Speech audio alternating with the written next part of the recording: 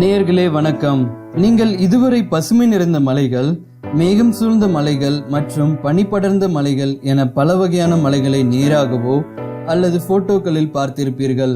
ஆனால் நாம் இன்று பார்க்க போகும் மலையானது நாம் இதுவரை கேட்டிராத ரெயின்போ மவுண்டைன்ஸ் என அழைக்கப்படும் வானவில் மலைகள் பற்றிதான். இந்த வானவில் மலையானது சீனாவின் வடமேற்கு கான்சு மாகாணத்தில் ஜாங்சி டங்ஷியா தேசிய புவியியல் பூங்காவில் அமைந்துள்ளது. இந்த பூங்காவை ஜாங்சி டங்ஷியா ஜியோ பார்க் என்றும் அழைக்கின்றனர். இந்த மலையானது 510 சதுர கிலோமீட்டர் பரப்பளவை உள்ளடக்கியுள்ளது. இந்த மலையின் சிறப்பம்சமே இந்த மலையின் சிவந்த வண்ணமயமான தோற்றம்தான். இந்த மலையானது சீன தேசத்தின் மிகவும் அழகான நிலப்பரப்புகளில் ஒன்று. எனவே சீன தேசத்தின் புகழ்பெற்ற சுற்றுலா தலமாகவும் விளங்குகிறது. 1970ஆம் ஆண்டு சீன தொல்பொருள் ஆய்வாளர்களால் இந்த மலையானது கண்டுபிடிக்கப்பட்டு சீன வரைபடத்தில் குறிக்கப்பட்டது. ஆனால் இந்த பகுதியானது வெளி உலகுக்கு தெரியாமலே இருந்தது.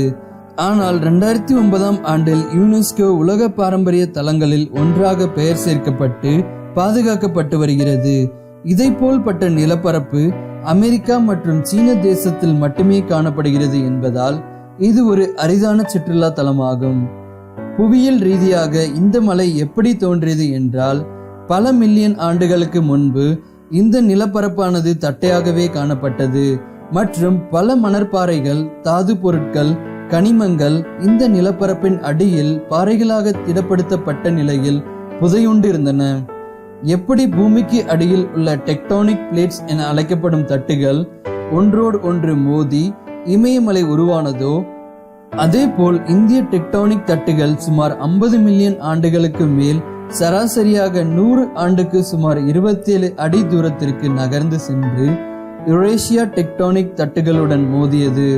இப்படி மோதியதன் விளைவாக யுரேஷியா டெக்டானிக் தட்டுகள் மேல் இருந்த சீன நிலப்பரப்பானது நசுக்கப்பட்டு உருக்குலைந்து பிளவுகளை உருவாக்கி இமயமலை போன்ற மலைத்தொடர்களை உருவாக்கியது.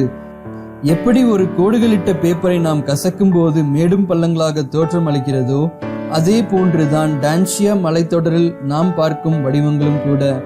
அப்படியானால் இந்த மலைகள் இவ்வளவு அழகான வண்ணங்கள் பெறுவதற்கு காரணம் என்ன?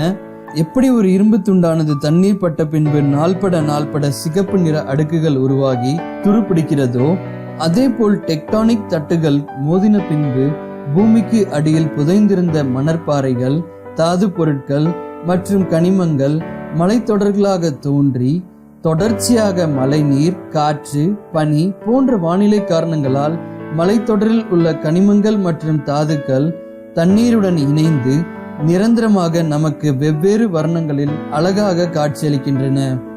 இந்த வானவில் மலையை நீங்கள் கேள்விப்பட்டிருந்தாலோ அல்லது பார்த்திருந்தாலோ உங்கள் கருத்துக்களை கமெண்ட்ஸில் கூறவும். இந்த வீடியோ பார்த்தமைக்கு நன்றி நேயர்களே. இதை உங்கள் நண்பர்களுடன் ஷேர் பண்ணுங்க. இன்னும் இது போல் பல செய்திகள் அறிந்து கொள்ள தமிழ் களஞ்சியம் சேனலை மறக்காம சப்ஸ்கிரைப் பண்ணுங்க. நன்றி, வணக்கம்.